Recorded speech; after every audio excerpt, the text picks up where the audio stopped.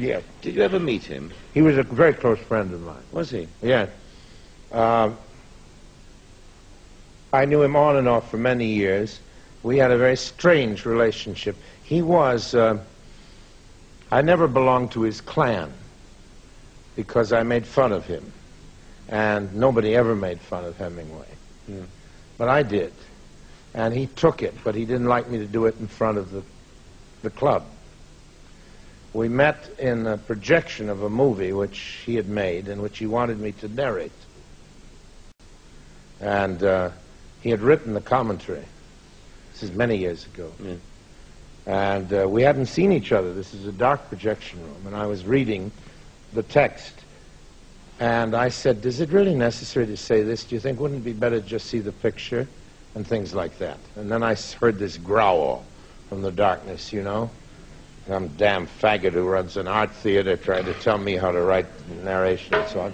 So I began to camp it up. I thought, if that's what I'm dealing with, I said, oh, Mr. Hemingway, you think because you're so big and strong and have hair on your chest that you've got to bully me, you see.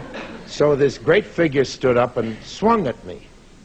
So I swung at him. Now you have the picture of the Spanish Civil War being projected on a screen, and these two heavy figures swinging away at each other and missing most of the time. The lights came up, and we looked at each other and burst into laughter and became great friends. Not a friendship that was renewed every year, but over many years at different times. Yes. And I saw him in the last year in which he was still entirely in control of himself, again, quite a lot. But we never discussed bullfighting because we, except on the subject of Ordóñez, we disagreed profoundly on too many points. And he thought he invented it, you know. Yes. He really did think he invented it. Yes. He, of course, maybe he did. His book, of course, is still it's superb. a magnificent and it's a superb book. He's a great, great, great artist. My admiration for... I was enormously fond of him as a man, too, because the thing you never get from his books was his humor. Yes. There's hardly a word of humor in a Hemingway book because he's so tense and solemn and dedicated to what is true and good and all that. But when he relaxed, he was riotously funny. And that was the level that I loved about him. And I enjoyed being with him. I used to go out and keep him company when he went duck shooting in Venice in the autumns. I have many strange memories of him like that. Yeah. And I was enormously fond of him. But as an artist, I think that it's really...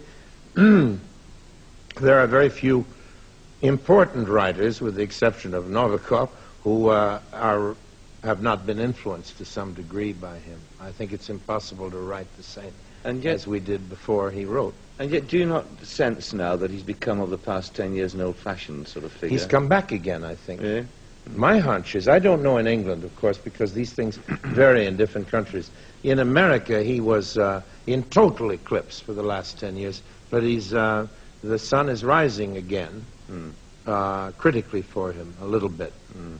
He's been dead long enough. I think it's mainly true, isn't it, that writers do go into total eclipse right after their death. Yes. I wonder why that is, but it seems to be true. He was ultimately, of course, a tragic figure, wasn't he? I mean, in that his end was complete counterpoint to all that he'd stood for and written about. He was sick, but he did talk about suicide. You know, his father killed himself with a gun in the same way, and he talked to me about it several times. Really? In a sort of obsessive way. Yes. But he was a sick man. He wasn't merely he was not well mentally. You know? Yes. He's not to be judged as himself. In other words, the Hemingway we are talking about did not choose his death. Yes. He might have, but he wasn't that man.